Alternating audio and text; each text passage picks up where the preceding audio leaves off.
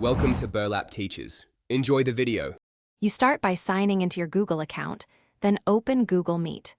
Once done, choose a meeting or start one. Make sure your camera is on so Meet can sample your video. You should use Chrome or an up-to-date browser because background tools require it. Position yourself with good lighting and aim for a plain backdrop or green screen for cleaner results. These first steps let the algorithm detect edges accurately and prepare the interface where you'll change the background. Once you're in the pre-join screen, click More Options and select Change Background so you can preview choices. You can pick a subtle blur, a preset image, or upload your custom JPG or PNG. Videos are supported in some versions. Make sure to test light versus strong blur to balance privacy and edge clarity. If using a green screen, turn on the green screen option if available. This forces a cleaner replace and reduces flicker during motion.